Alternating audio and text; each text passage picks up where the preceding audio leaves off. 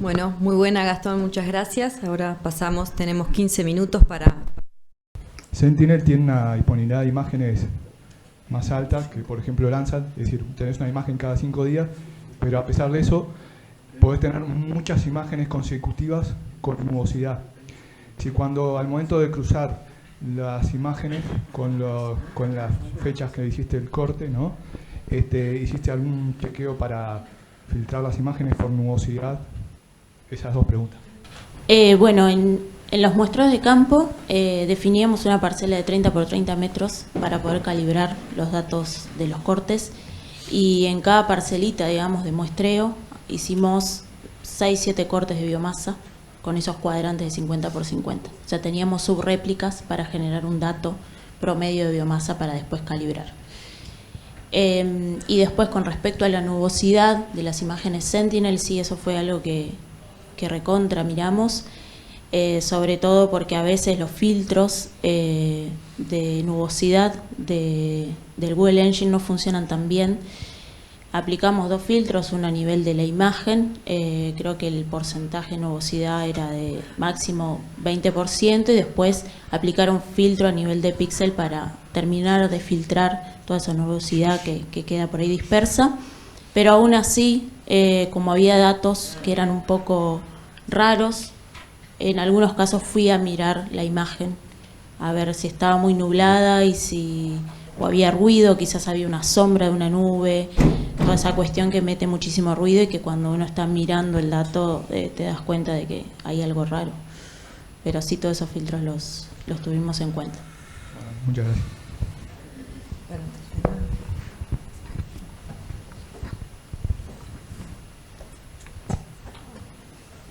Allá atrás. Hola, ¿se escucha ahí? Sí. Bueno, muy buenas las presentaciones. Yo quería hacer unas consultas asociadas a, no sé si capaz que para los dos porque es medio general, si en algún momento consideraron que la biomasa que se mide en realidad se está tomando seco y verde, porque uno cuando toma las muestras toma seco y verde porque está todo mezclado, digamos, y si eso interfiere en algo en el tema de las mediciones de calidad o lo que se va a utilizar después, cuánto realmente de lo que estoy utilizando es verde y cuánto es seco. Eso es una pregunta si lo consideraron.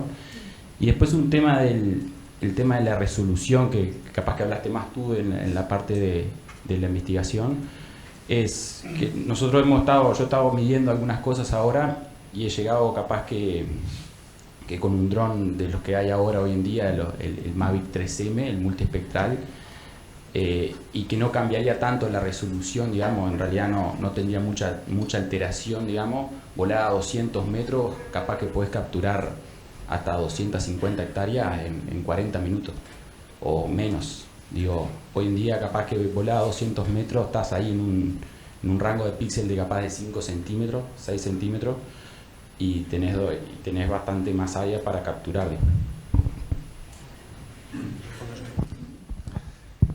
Bien, gracias por la pregunta.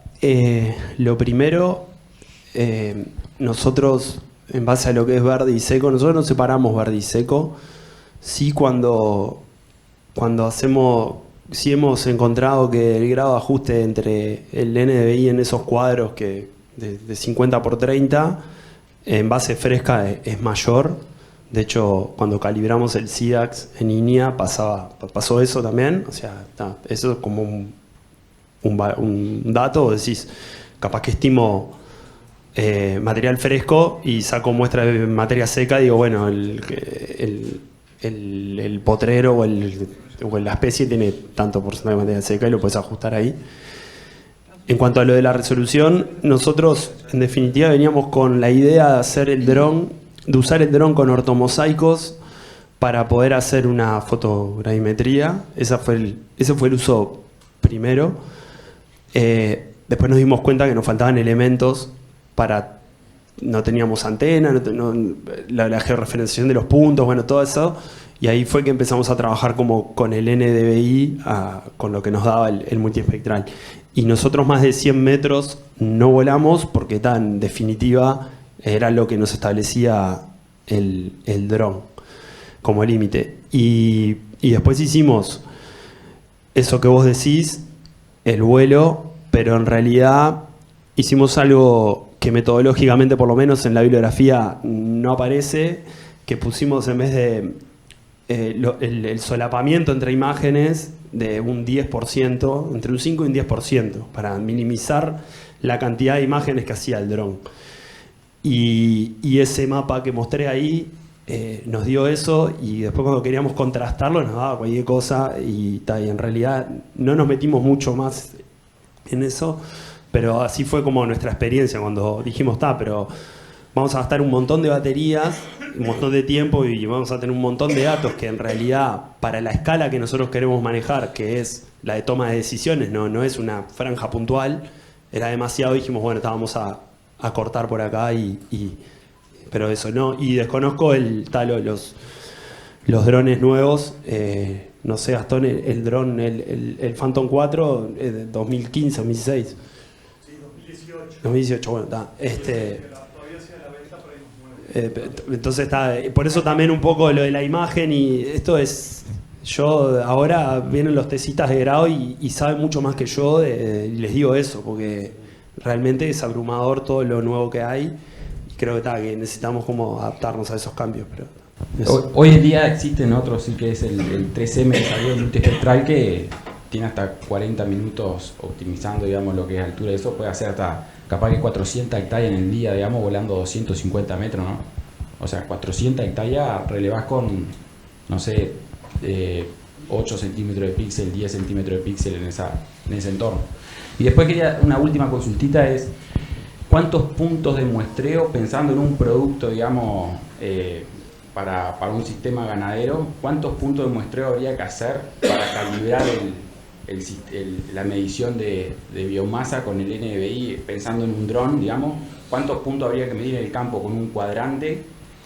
Y si hay que calibrarlo en diferentes momentos para las diferentes pasturas, porque cada pastura tiene una estructura diferente, digamos. Lo de los puntos me parece va a depender un poco de la heterogeneidad que vos tengas ahí. Lo que sí yo mostré ahí muy al pasar, porque no era la idea de discutir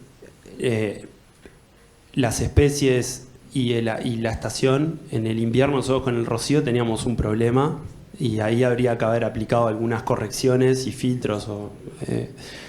Yo no soy un experto en esta área, yo soy más del área del sistema. Sí me gusta mucho el tema de los métodos, pero esa dispersión que teníamos, esa variabilidad enorme, era un poco por eso, que después empezamos a tratar de corregir, bueno, si hay rocío, tratar de no cortar más al mediodía, y bueno, y también el ángulo con que refleja, o sea, con cómo tomás las fotos. Pasa un poco con el satélite, solo que vos en realidad con el dron lo podés manejar y controlar, en el sentido de decir, yo volé a tanto, con tanto ángulo, y no sé, yo creo que para mí lo importante de esta herramienta es, si vos la vas a calibrar así cada vez que vas a volar, entiendo que necesitas una calibración, pero tampoco te puede llevar demasiado tiempo, porque si no la herramienta pierde sentido, porque la idea es decir, bueno, lo hago fácil para volar y tomar una decisión. Entonces, yo, a mi entender, creo que los niveles de resolución tan chiquitos, creo que el trabajo de Micaela hoy, te estás estimando con modelos muy buenos, con imágenes satelitales, teniendo un valor, y creo que eso también está bueno. No sé, ahí nosotros lo que hacemos para calibrarlo es hacer como el doble muestreo, o sea, hacemos al menos, son potreros de 3 hectáreas, 30 muestras, pero con una escala visual dirigida, es decir, alto, bajo y 5 escalas. Que para una pastura, una festuca, por ejemplo, decís 5 escalas, pero es todo igual la festuca, no es todo igual. Micaela debe tener más problemas que yo para determinar esa heterogeneidad. O para por lo menos capturarla en el muestreo.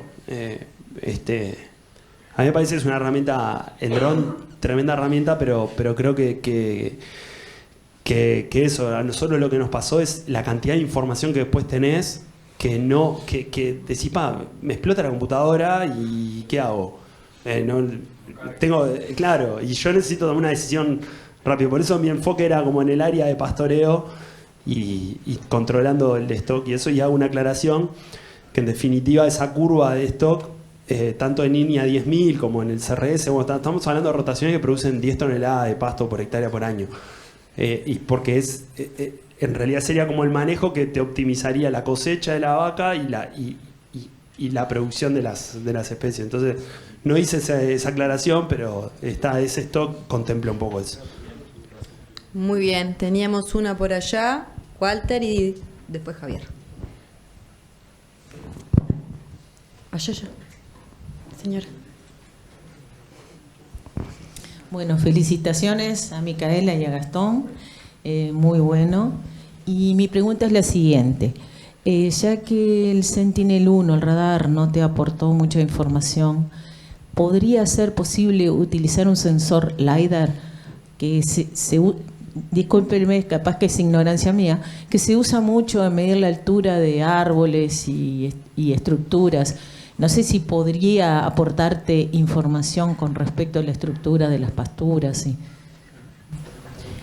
Sí, sin dudas. Hay mucha gente que lo utiliza justamente para cuestiones más en forestaciones o en bosques.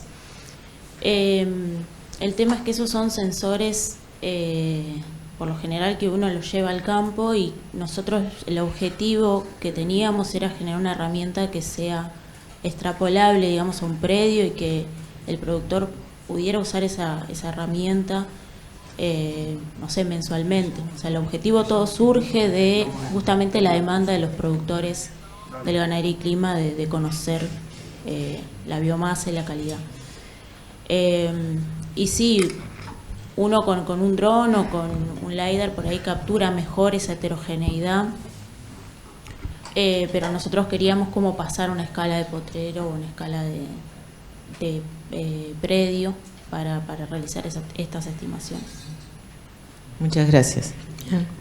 Muchas gracias. Muy bueno las dos presentaciones. Primero, Micaela, tú en el trabajo comparás regresión simple, regresión múltiple y random forest. En la regresión múltiple es probable que las variables que estás usando estén correlacionadas entre sí. Entonces, eso lo estás penalizando, porque capaz que es mejor probar componentes principales, algo que te evite los problemas de la colinealidad. Y después una cosa más práctica, que en parte ya lo contestó Gastón, pero ustedes encuentran que la precisión con que miden, no importa si es dron o satélite, es pareja a lo largo del año. Bueno, a mí me da la impresión que no, que varía bastante. Y la última cosa, me quedó fijado una gráfica tuya, Gastón, que mostraba el NDVI contra biomasa. Y el R cuadrado era bueno, no me acuerdo, poner el 70%. Pero de repente había puntos que era 0,7 y era 2.000 kilos o 5.000 kilos. Entonces, para tomar decisiones es bravo. Y el último comentario. Yo entiendo que por investigación uno quiere la máxima resolución, ¿no? 5 centímetros, 1 centímetro. Ahora, el productor va a tomar la decisión por potrero. Nosotros sabemos que es muy heterogéneo, entonces el desafío es, si vos tenés toda esa cantidad de información, ¿cómo la traducís en una decisión a la escala que toma las decisiones del productor? Eso para mí es el desafío grande, ¿no?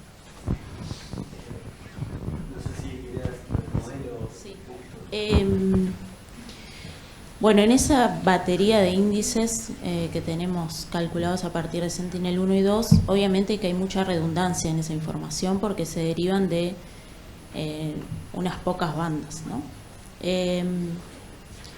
Entonces eso lo hemos mirado bastante.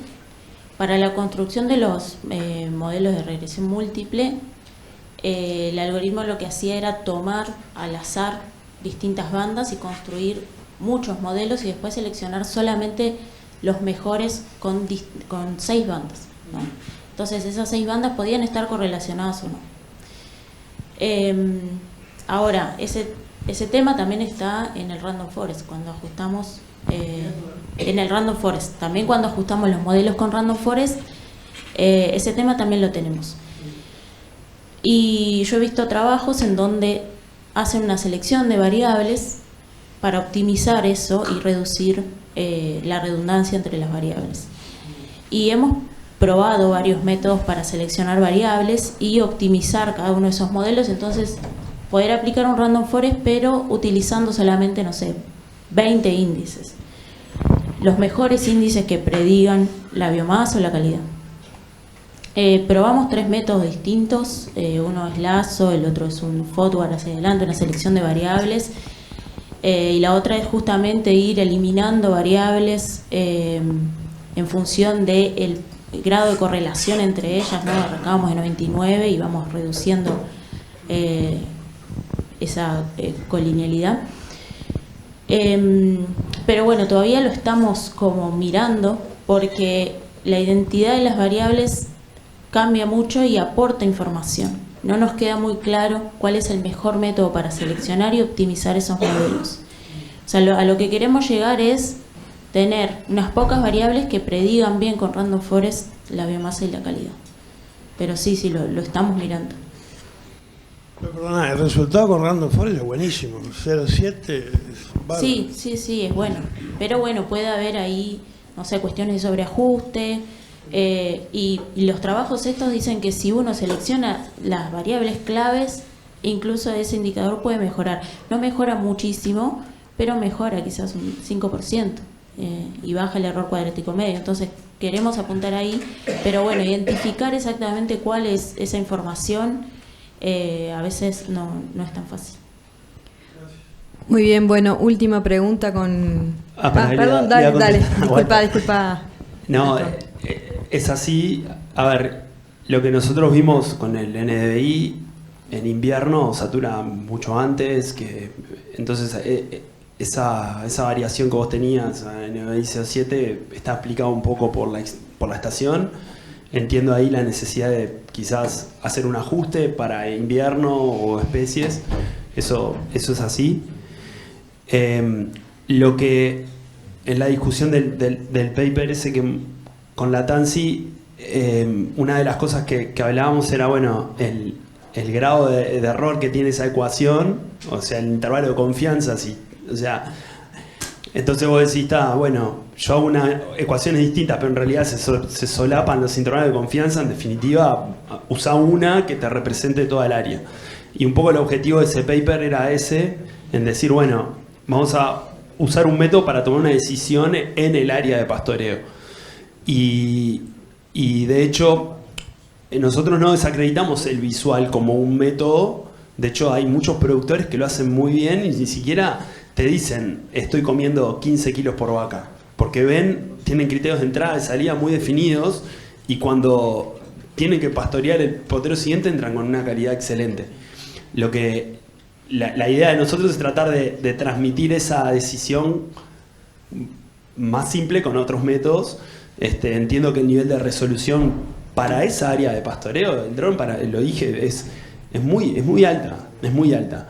Si vos me decís, estamos monitoreando enfermedades o falta de nutrientes o mismo eso, patrones de consumo, yo estoy estimando con, no sé, algún marcador y quiero saber si la vaca está levantando proteína, bueno, eso es muy bueno. Y hacia esa línea vamos un poco con Gastón para ver eso. Pero creo que esa serie técnica de INEA del pastoreo 3R para mí es muy recomendable, porque en definitiva lo que dice es, uses el método que uses, lo importante es que vos estés en sincronía con lo que va creciendo y lo que hay. Y lo podés medir con el dron, lo podés medir con el satélite, lo podés medir con el plato, y yo creo que ese es el mensaje más importante como hacia los técnicos y hacia los establecimientos. En ganadería creo que va por esa línea también, sobre todo con los ajustes de las cargas, hay otras cosas ahí, no soy un experto, pero bueno, nada, eso como el principal mensaje. Esto del NDI tiene ajustes y vamos a ir trabajando sobre eso, pero la idea era quedarse con el gráfico de que cuando con ese R cuadrado de 0,5, si era la ecuación, copiaba bastante bien el método testigo que teníamos nosotros, que era el pasturómetro. Y eso, no sé si respondí tu pregunta.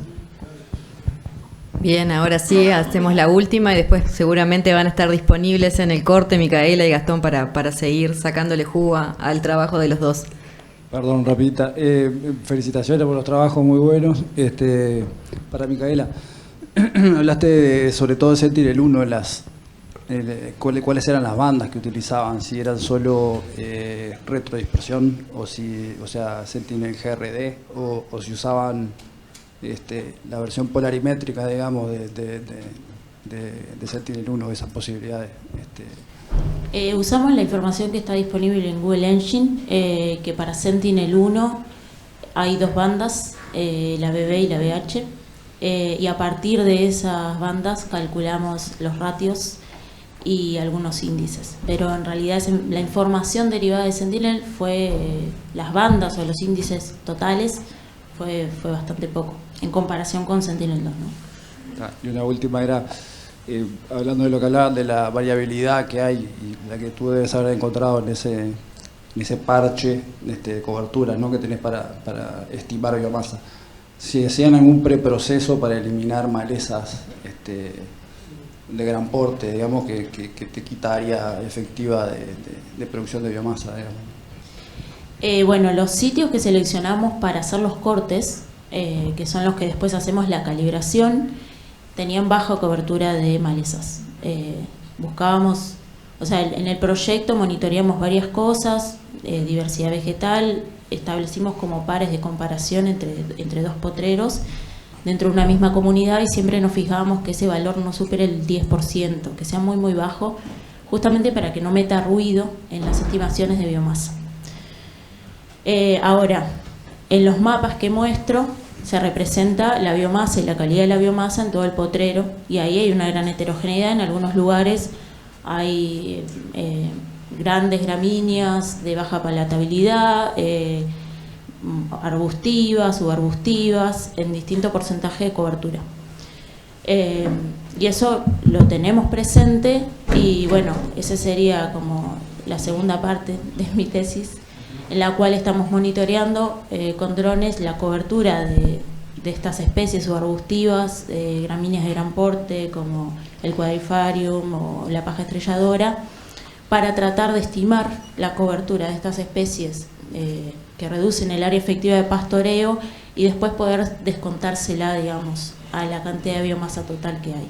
O por lo menos tener presente de que, bueno, la biomasa que se está estimando ahí está vinculada en cierta forma a la cobertura de esas especies, o la calidad que se refleja también está vinculada a la presencia de esas especies. Bien, muy bien, damos por cerrado este bloque.